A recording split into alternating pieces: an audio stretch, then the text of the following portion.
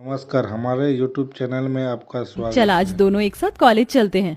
तुमने ये सोच भी कैसे लिया कि मैं तुझ जैसी लड़की के साथ कॉलेज जाऊंगी? उपासना, हम दोनों बहनें हैं। इसी चीज का तो दुख है कि हम दोनों बहनें हैं। एक बार तो खुद को शीशे में देख और मुझे देख, तुझ में और मुझ में जमीन आसमान का फर्क है। उपासना की ये बात सुनकर काजल दुखी हो जाती है और अपना बैग लेकर कॉलेज के लिए निकल जाती है। तो वहीं दूसरी ओर जब उपासना मुंह बनाकर जाने लगती है तो विमला उसे रोक लेती है।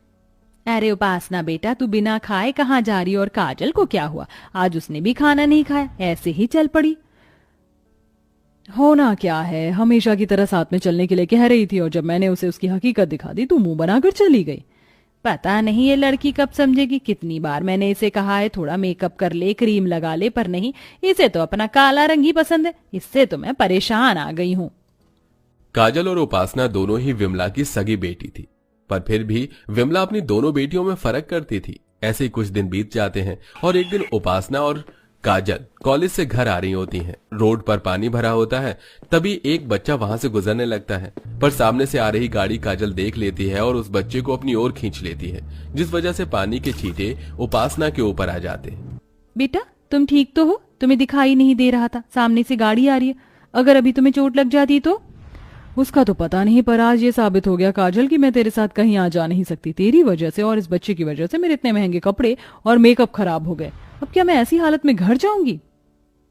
अरे कोई बात नहीं उपासना यार, हम तेरे दोस्त हैं, कब काम आएंगे? तू हमारे साथ हमारे घर चल, हमारा घर यहीं पास में है। और वैसे भी जब तुम दोनों बहन एक साथ चलती हो तो लगता है कि दिन और रात एक साथ चल रहा है। उपासना के सारे दोस्त काजल के काले रंग का मजाक उड़ाते हैं और उपासना चुपचाप सब सुनती है।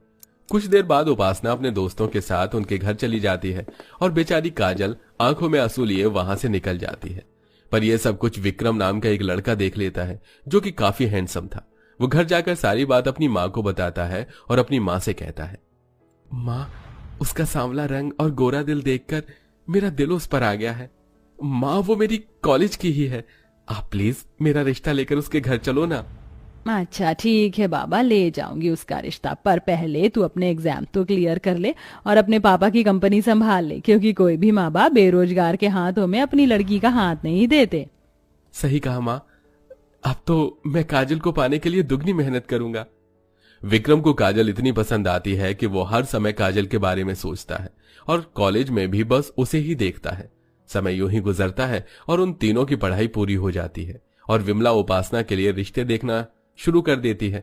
बहुत जल्द विक्रम भी अपने पापा की कंपनी संभाल लेता है और अपनी माँ के साथ काजल का हाथ मांगने उसके घर पहुंच जाता है, जहां वो देखता है कि एक और लड़के वाले वहां आए हुए हैं। माफ करना जी, पर हमने आपको पहचाना नहीं।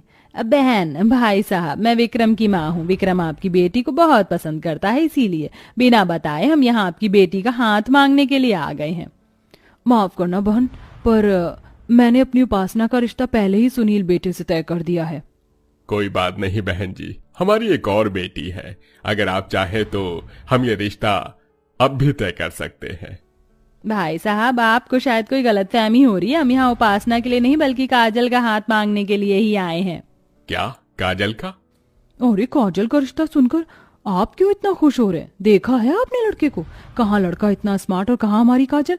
कोई मेल नहीं है इन दोनों का। अगर कल को हमारी बेटी को कोई दुख उठाना पड़ा तो माफ करना बहन, आप चले जाइए, हमें कोई रिश्ता नहीं करना। आंटी जी, मैं आपसे वादा करता हूँ, मैं कभी भी काजल की आंखों में आंसू नहीं आने दूंगा। बस आप इस रिश्ते के लिए हाँ कर दीजिए, फिर एक साथ आपके घर में 2 बारात आएंगी। विक्रम की अच्छाई देखकर सुरेश अपनी दूसरी बेटी का रिश्ता भी पक्का कर देता है और बहुत जल्द एक ही मंडप पर काजल और उपासना की शादी हो जाती है। शादी के बाद काजल की जिंदगी में खुशियां आ जाती हैं, तो वहीं दूसरी ओर उपासना भी गोरा पति पाकर बहुत खुश थी। सुनील जी, आप तो मेरे सपनों के राजकुमार से भी ज्यादा गोरे और सुंदर निकले। मुझे तो लगता था कि मुझसे ज्यादा गोरा शायद कोई हो ही नहीं सकता, पर आपने तो सुंदरता में मुझे भी फेल कर दिया। उपासना, ये लो तुम्हारा नजरिया है, इसलिए मैं तुम्हें सुंदर दिखता हूँ, वरना हर कोई बस मेरा मजाक ही बनाता रहा है। लोगों के ताने और उनके मजाक सुनकर मैंने फैसला किया कि मैं खुद को बदल दूंगा और मैंने खुद को बदल दिया। लोगों की बातों पर ध्यान मत दो, आप बहुत सुंदर हैं। अच्छा वैसे आप मुझे हनीमून पर कहाँ ले जा रहे हो? जहां तुम कहो। मैं तो कहता हूं कि हम एक साथ डिसाइड करते हैं कि हम बाहर कहां घूमने जाएंगे, पर उससे पहले हम 5 स्टार होटल में चलते हैं एक साथ डिनर करने के लिए। क्या 5 स्टार होटल में? Thank you so much Sunil ji, मेरी जिंदगी में आने के लिए।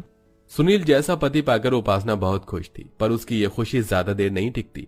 कुछ देर बाद जब सुनील अपना मेकअप उतारकर अपने असली रूप में उपासना के सामने आता है तो अपने पति का काला रंग और रूप देखकर और बदसूरत चेहरा देखकर उपासना हैरान हो जाती है। तुम्हारी जैसी बीवी पाकर मेरी जिंदगी का मकसद पूरा हो गया। अब मुझे इस मेकअप की जरूरत नहीं है। मैं अपने असली रूप में तुम्हारे साथ रहूंगा। ये आपको क्या हो गया? आप इतने काले बदसूरत कैसे हो गए? आप मेरे साथ कोई मजाक कर रहे हो ना? उपासना, मैं क्यों तुम्हारे साथ मजाक करूंगा? मैंने तुम्हें बताया था ना कि लोग मेरा मजाक बनाते थे क्योंकि मैं काला था और यही मेरा असली रंग है। और तुम तो मुझे दिल से प्यार करती हो, फिर तुम मेरे काले रंग को देखकर हैरान क्यों हो गई? नहीं, मैं एक काले इंसान की बीवी नहीं बन सकती। तुमने मुझे धोखा दिया है, दूर रहो मुझसे। सुनील का असली रूप देखकर उपासना की अपनी आंखों पर विश्वास नहीं होता और न ही वो इस बात को मानने को तैयार होती है और अपनी माँ को फोन करती है। माँ, ये तुमने क्या किया? तुमने मेरी शादी एक काले कलूटे बदसूरत के साथ कर दी और उस काजल की शादी इतने हैंडसम लड़के के साथ, जबकि हैंडसम लड़का मुझे मिलना चाहिए था, पर मुझे वो काला बदसूरत पति मिल गया। उपासना, ये तू क्या कह रही है? अगर दामाद जी सुनेंगे तो उन्हें बुरा लगेगा। क्या खराबी उनके रंग रूप में? वो तुझसे भी ज्यादा गोरे और सुंदर हैं। माँ, मुझे भी अब तक यही लगा था जब तक उनका असली चेहरा नहीं देखा था, पर जब मेकअप उतार कर वो मेरे सामने आए तो उनका काला रंग देखकर मेरे होश उड़ गए। आपने मेरी शादी गलत लड़के से करवा दी। मैं अपने काले बदसूरत पति के साथ चलूंगी तो क्या कहेंगे लोग? गोरी को काला और काली को गोरा पति मिल गया। नहीं माँ, मैं ऐसे आदमी के साथ नहीं रह पाऊंगी। मैं आ रही हूँ आपके पास। जहां उपासना अपने काले बदसूरत पति से परेशान थी तो वहीं दूसरी ओर काजल की जिंदगी का सारा दुख धीरे धीरे खत्म होने लगता है। काजल, हम सिंगापुर जा रहे हैं घूमने के लिए। क्या? सिंगापुर? नहीं नहीं, मुझे नहीं जाना। अगर मैं आपके साथ चलूंगी तो लोग मेरे साथ साथ आपका भी मजाक बनाएंगे। तो बनाने दो, मुझे फर्क नहीं पड़ता और तुम्हें भी फर्क नहीं पड़ना चाहिए, समझी? तुम अब चलो, पैकिंग कर लो, कल ही निकल रहे हैं हम। अब अगले दिन विक्रम और काजल सिंगापुर घूमने के लिए चले जाते हैं और काजल अपने पति के साथ सिंगापुर की फोटो व्हाट्सएप स्टेटस पर लगाती है, जिसे देखकर उपासना काजल की खुशियों से और भी ज्यादा नफरत करने लगती है और अपने पति के काले रंग से और भी ज्यादा जलने लगती है। काश कि मेरी शादी विक्रम से होती। मैं इस काले सुनील को डिजर्व नहीं करती और ना ही विक्रम उस काजल को, पर फिर भी लंगूर के हाथ में अंगूर और मुझ जैसी सुंदर सी लड़की को ऐसा बदसूरत पति मिल गया। काजल का स्टेटस देखकर उपासना को बहुत गुस्सा आता है और वो गुस्से में अपना फोन तोड़ देती है। फोन टूटने की आवाज सुनकर सुनील वहां आता है। क्या हुआ उपासना, तुम अभी भी मुझसे नाराज हो? मुझे माफ कर दो, मैंने तुम्हें अपने काले रंग के बारे में नहीं बताया। दूर हो जाओ मेरी नजरों से। मुझे काले लोगों से सख्त नफरत है और अब मैं तुम्हारे साथ इस घर में एक पल नहीं रह सकती। उपासना, तुम ये क्या कह रही हो? माना कि मैं काला हूं, पर मैं तुमसे सच्चा प्यार करता हूं। तुम्हारे लिए मैं सब कुछ कर सकता हूं। तुम सिर्फ एक रंग के लिए मेरे साथ ऐसा नहीं कर सकती। सुनील उपासना को काफी रोकने की कोशिश करता है, पर उपासना नहीं रुकती और अपनी माँ के पास चली जाती है।